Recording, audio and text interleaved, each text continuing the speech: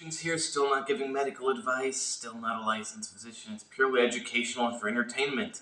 And why is it that now of course I'm not saying you should inject anabolic steroids, but why is it that if you inject anabolic steroids, you should always pull the plunger back and check for blood? It's actually very important. It's not just some thing that people do for no reason. Just took a hat off. It's actually very, very dangerous if you accidentally insert that needle into a blood vessel and push the plunger, inserting that oil-based anabolic steroid into the blood vessel.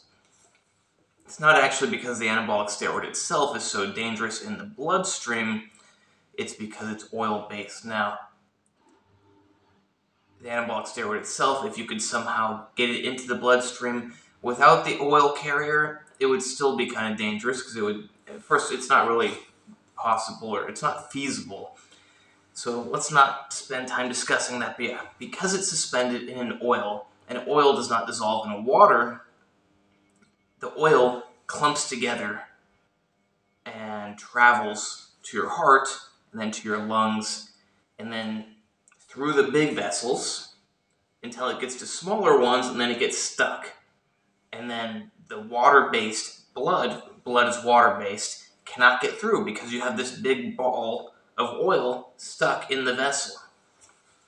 That's not a good thing. You get balls of oil stuck in the small vessels in your lungs, and now all of a sudden blood can't pass through your lungs, grabbing oxygen, delivering it to the rest of your body. That's how you get oxygen. You breathe air into your lungs, and blood passes through the lungs, and contacts with that oxygen, pulling it down into your heart and then to the rest of your body. So if you accidentally inject oil-based anabolic steroids into a blood vessel, it will most likely travel to your heart and then to your lungs and block to some degree the amount of blood that can get through your lungs to carry oxygen to the rest of your body. Now, I don't want to get anyone's hopes up because it's really not super predictable, but luckily there's a good chance that if it's not some massive injection, that the person will survive. I'm not saying you should do this. I'm not saying you should neglect checking for blood. I'm just saying there's at least a good chance that you will survive because it's not that large of an amount, and the oil will slowly be absorbed into the tissues, dispersed through the blood, and the bottom line is it will, over time, cease to be blocking the blood vessels. So yeah, it is very important that you check for the blood, and you certainly do not want to accidentally inject oil-based anabolic steroids into your blood, but there's a good chance you will survive. Now, there's also a chance you'll die, so I wouldn't be doing it. It's a big deal, and it won't be pleasant. The bare minimum will be that you'll have shortness of breath and chest pain. I mean, you might not have chest pain, it just depends. I know someone that's done it. He didn't enjoy it, and you never know. It might go to somewhere else.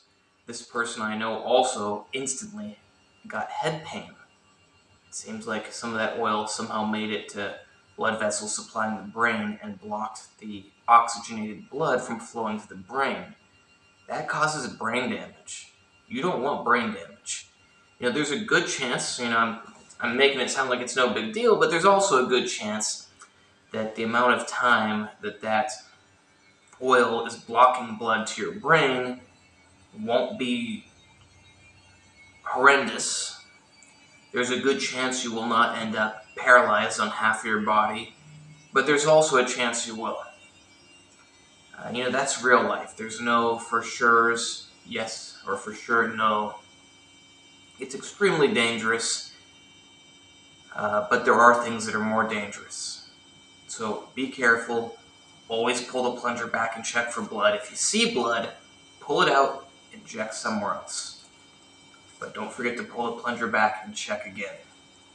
Also, always tilt your syringe upwards, flick it get that air to form a bubble, and push the air out of the syringe. For the same reason that the oil is dangerous, the air is dangerous. Now, considering that it should be going into muscle tissue, it's not so dangerous, like if you're injecting into a vein or an artery, but still, it's a good idea to get rid of that air. Please like, subscribe, and comment. Check out the other videos. Check out my awesome leather jacket that somebody called homosexual. I don't want to violate YouTube's policies by saying the true word he said, but I think it's a pretty awesome coat jacket. It keeps me warm. It's a lot better than synthetic garbage. I don't like synthetic jackets because I end up all sweaty, but when you wear a natural jacket made of actual animal fur and animal skin, at least I don't get so sweaty. Hope you like this video. Please like, subscribe, and comment. Check out my other videos. Check out my Instagram, AndreyHutch, AndreyHutch. You can hire me for... You can't hire me for medical advice because I don't have a medical license, but you can hire me for medical information, medical consultations, medical plans, medical coaching. Same thing with health. Well, that's the same thing as medical, but the same thing with fitness, coaching plans, consultations, whatever. Same thing with diet, supplements, special supplements that we just discussed, harm reduction, whatever it may be, you can hire me for it.